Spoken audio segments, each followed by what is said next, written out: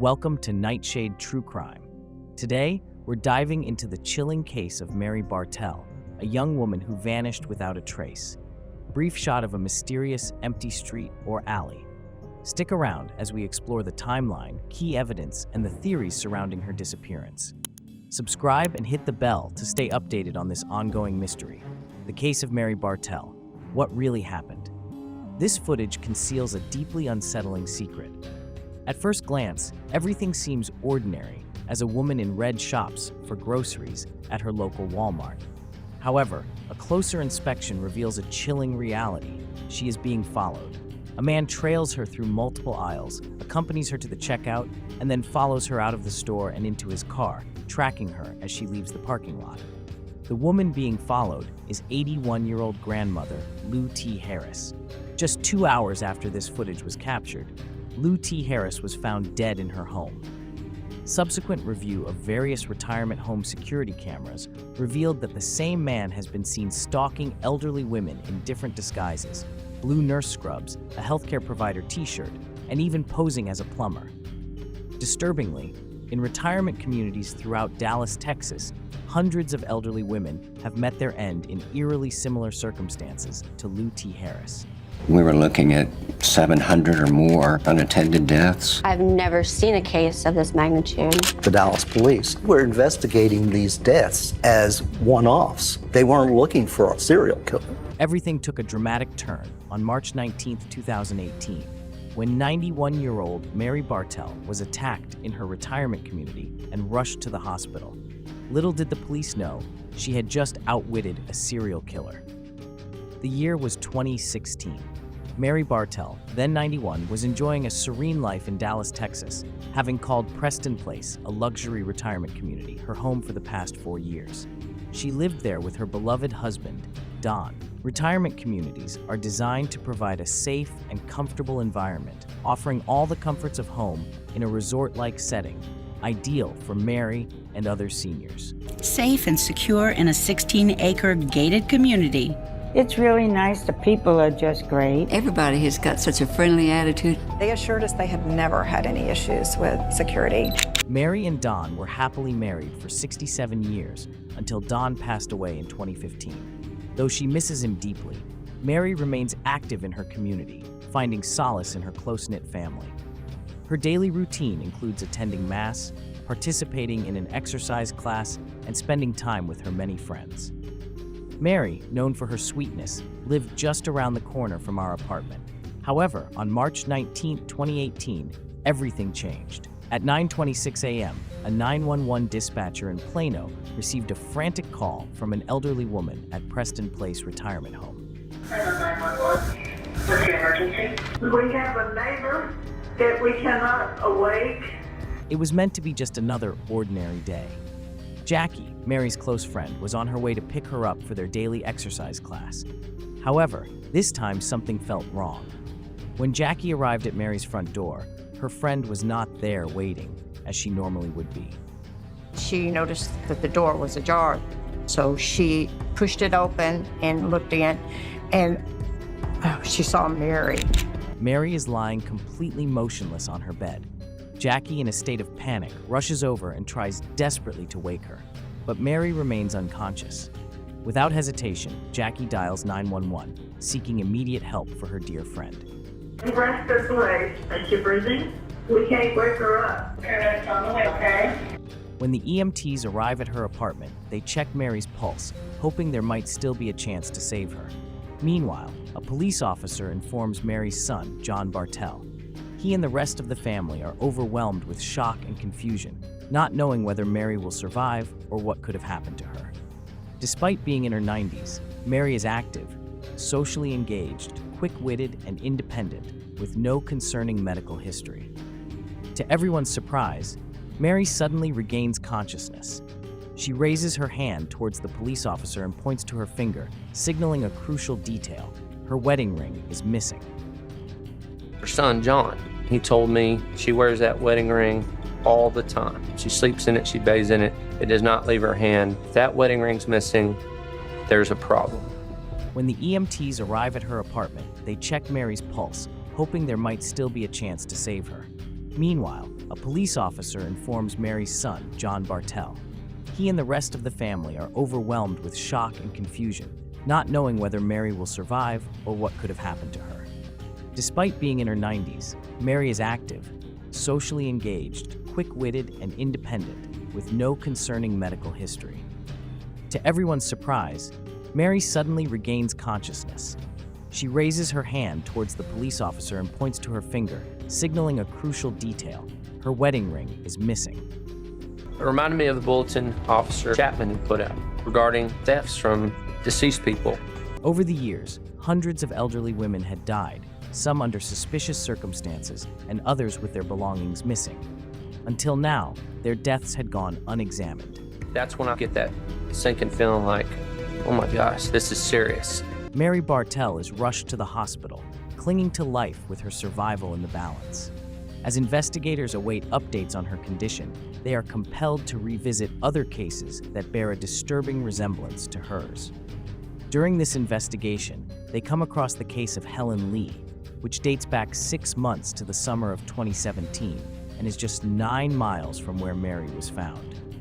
Helen, an 82-year-old resident of the Parkview Fresco retirement community for the past 5 years, has been enjoying her retirement surrounded by friends and, most importantly, her frequently visiting granddaughter. My Grammy was the most loving, caring, compassionate person. Helen spent over 45 years as a seamstress before retiring and choosing to settle in the renowned Texas retirement community, Parkview Fresco. Among her closest friends there is 90-year-old Marilyn Bixler, who also resides at Fresco. The two women, who live in the same building, Marilyn on the first floor and Helen on the third, cherish their time together, frequently going out for lunch, dinner, and finding any excuse to enjoy each other's company. The stairwell was constantly unlocked, no video surveillance cameras whatsoever. It is now September 1st. Helen and Marilyn have been savoring their retirement years, but within a few short weeks, both women were discovered dead in their apartments.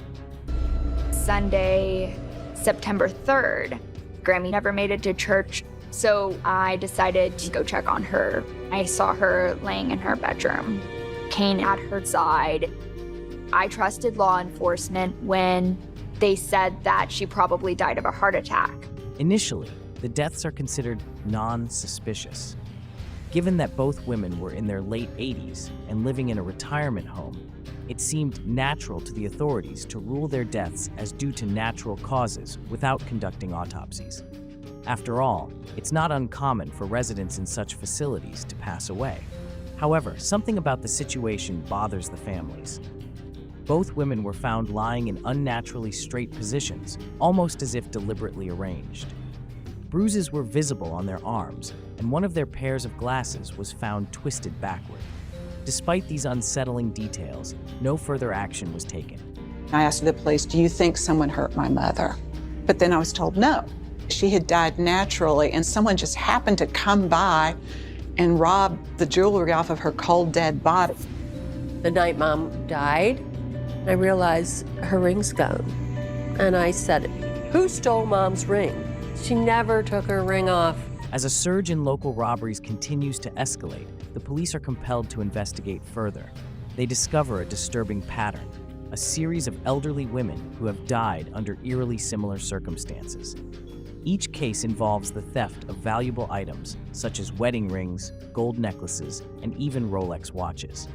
The total value of these stolen goods surpasses $500,000. The striking coincidence between the timing of the disappearances and the deaths suggests a far more sinister motive at play.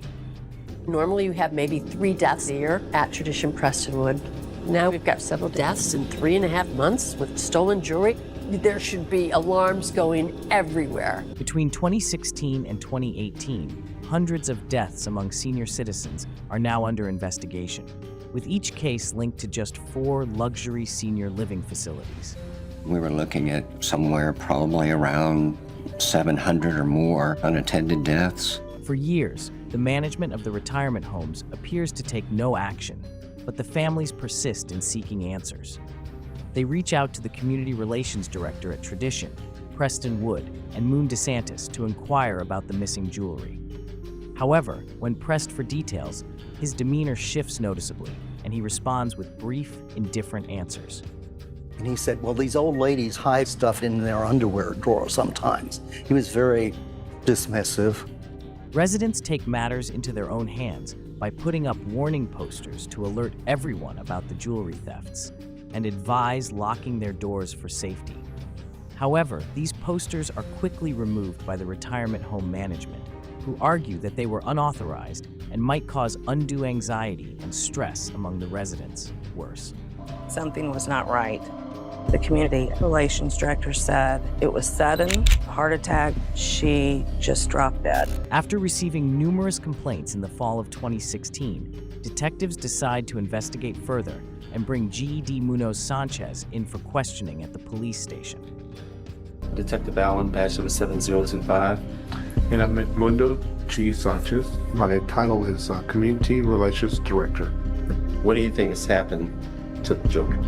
The only ones that were up there that were not supervised were the paramedics. The families claim that their mom had jewelry and it was missing. Miss Purdy passed away in her bedroom. I looked in and the paramedic immediately ushered me out. Is there a staff meeting talking about growing issues about what just occurred? Yeah, we're all like, come on, this has to stop. The nonchalant tone of his response raises further suspicion among the local police. The sergeant begins to investigate the availability of surveillance footage across all the retirement homes. They discover that, to their astonishment, not only is camera coverage generally sparse, but Preston Place is particularly lacking. There are no cameras on the 3rd or 4th floors, leaving nearly all doors and exits unmonitored. It appears almost too easy for someone to come and go without being detected. Sergeant Davis told me something is fishy. Something about this is not right. The police follow every possible lead, including questioning the paramedics who were on the scene. However, without physical evidence, suspects, or anything substantial beyond the missing jewelry, they quickly hit a dead end. The paramedics, they're all cleared. No one touched the body, it was covered up. The case is closed, no arrests are made. However, everything changed on March 19, 2018, when 91-year-old Mary Bartell was rushed to the hospital. Her case bears striking similarities to those from the past 2 years. But this time, her survival might provide crucial answers that could bring the police closer to uncovering the truth. I thought I would die. I'm not afraid to die, but I didn't die that way. On the morning of March 19, 2018, a typical Monday at Preston Place Retirement Home, Mary is at her computer in her apartment, drafting an email to her children. At around 8:30 a.m., a sudden knock interrupts her. I heard this very insistent rapping at the door. Assuming it's likely a friend or a trusted staff member, Mary unlocks her front door to greet the visitor. However, as the lock clicks, a tall man abruptly pushes the door open in a state of panic. Mary attempts to close it, but the man forcefully pushes his way inside. It's then that Mary notices something unsettling. The man is wearing green rubber gloves. I knew instantly when I saw those 2 green rubber gloves, my life was in grave danger. He said, "Don't fight me, lie on the bed." He grabbed a pillow off my bed and just forcibly pushed down very hard. I felt as though I could not breathe. The man towers over the frail 91-year-old Mary. Despite her desperate attempts to fight back and push against him, she is quickly overpowered by his strength and height. In a final act of desperation, she reaches for her life alert pendant, but her arm is pinned down and she loses consciousness. Moments later, the door creaks open again, but this time, it's one of Mary's friends arriving to take her to their morning workout. The sight horrifies her. Mary is motionless, unresponsive, and lying in an unnatural position. Realizing something is terribly wrong, her friend immediately calls 911, hoping to save her in time.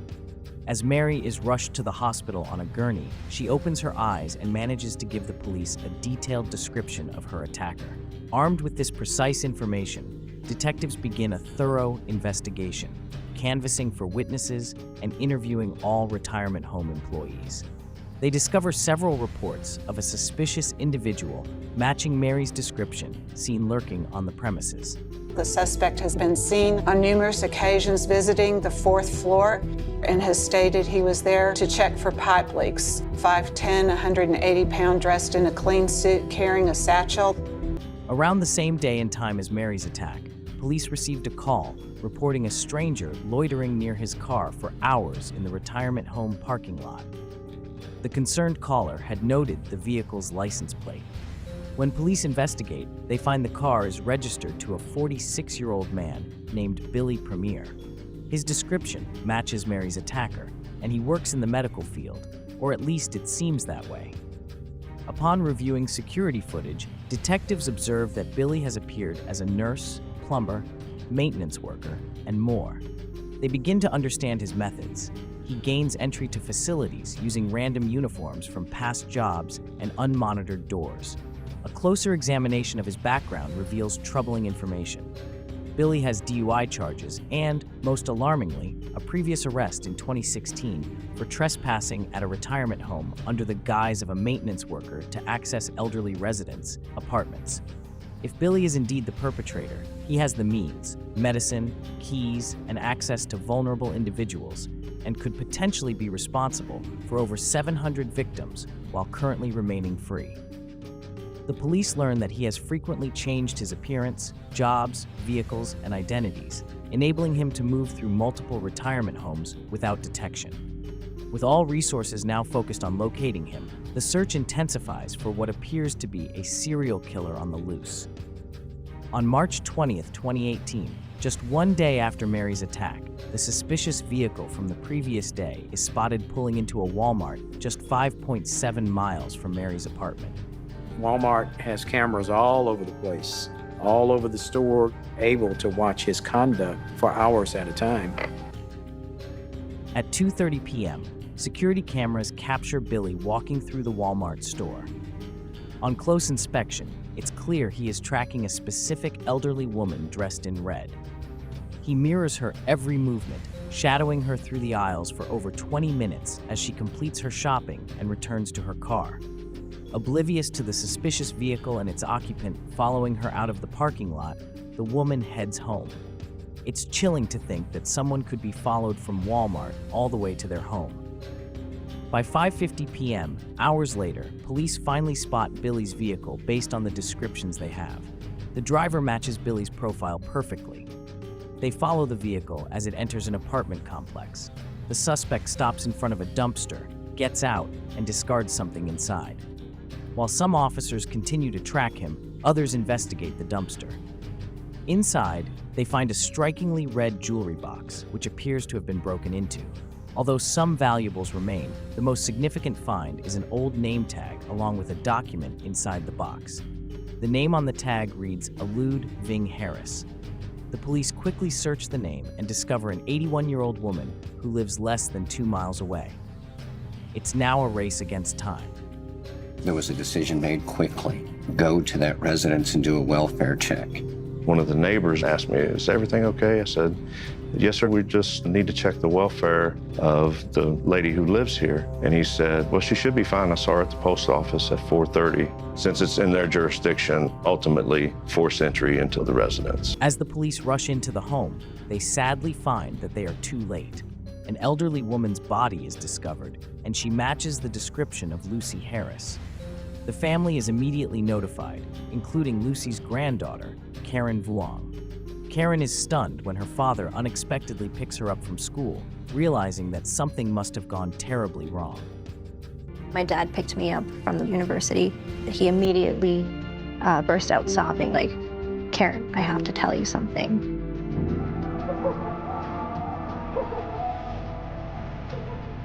She's gorgeous, and she loved dressing up. She had a little kid smile. We'll never understand or know why he chose her, of all people. I was at the place where I was already terrified, triple checking the locks, making sure that no one was following. Initially, Lucy Harris's apartment showed no signs of forced entry, and nothing appeared suspicious. However, due to the earlier discovery of her jewelry box in the dumpster, the search for the suspected serial killer becomes critically urgent. The police, who have been tracking his movements, intensify their efforts and finally arrest Billy Shamir just outside his apartment complex in Dallas. All evidence implicates him in the murder of Lucy Harris, which occurred only an hour before his arrest. Sources say suspect Billy Shamir is being held here at the Dallas County Jail on a capital murder charge. He is taken to the police station and promptly placed in an interrogation room. Billy maintains a facade of innocence and confusion when confronted with the evidence, keeping his composure. The detective then presents him with irrefutable proof of his guilt.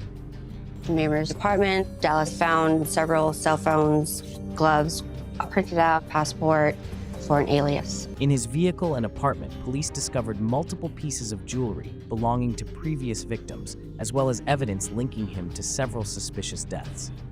To gather more information, they visit local pawn shops and jewelry stores, showing a picture of Billy Shamir in hopes of finding additional evidence. One of the owners at Diamond and Gold Exchange immediately identifies Shamir as a regular customer, recognizing him from security footage. He's laughing, shaking hands. He portrayed himself as a buyer and a seller of jewelry, obtaining it legally. This was his job.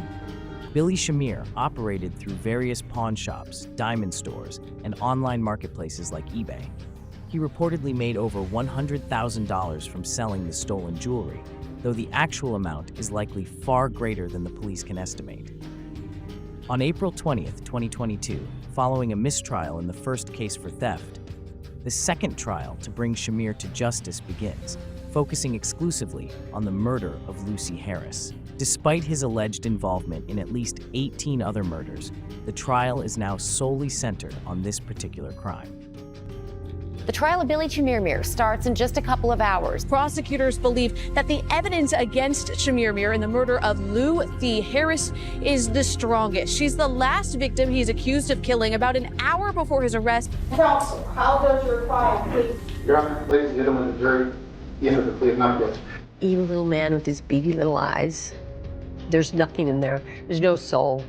Ladies and gentlemen, this is a case about stalking, smothering, and stealing. The prosecution began its case focusing on the day before Billy Shamir's arrest, when he's accused of attacking 91-year-old Mary Bartell. On the very first day of the trial, Mary Bartell's testimony is presented to the court. Her vivid and powerful account of the events paints a harrowing picture of the terror she endured. It was some of the strongest evidence we had. Miss Bartel told us exactly what he did, how he went about it. In the courtroom, the families of the victims listen intently to every word from Mary Bartell, now understanding the suffering their own loved ones must have faced. Mary's children are deeply proud of her bravery.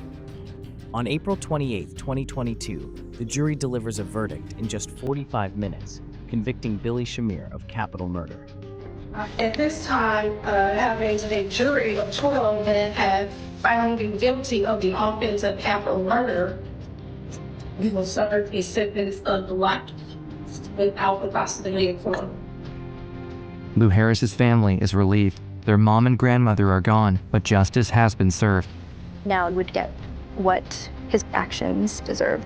We are incredibly relieved that justice is finally here. We would hope that what we've gone through here, that these communities wake up and hold themselves accountable. Families of 22 victims linked to Shamir have been invited back to court next week to give victim impact statements. That's where they will be allowed to address Shamir directly for the first time.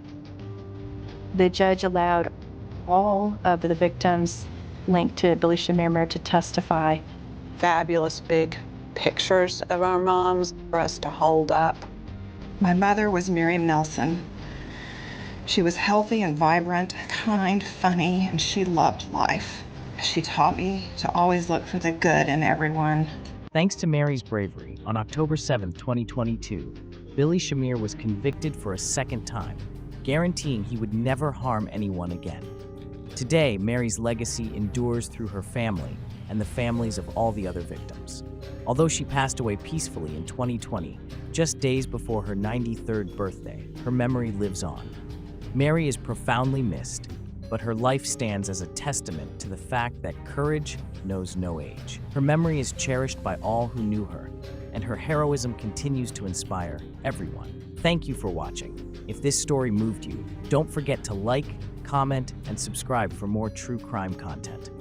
The bravery of Mary Bartell and the pursuit of justice for all the victims remind us of the resilience and courage that can emerge even in the darkest times.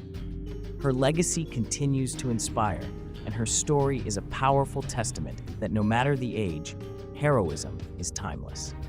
If you have any thoughts or questions about this case, drop them in the comments below. And remember, you can always stay updated on our latest videos by hitting that notification bell.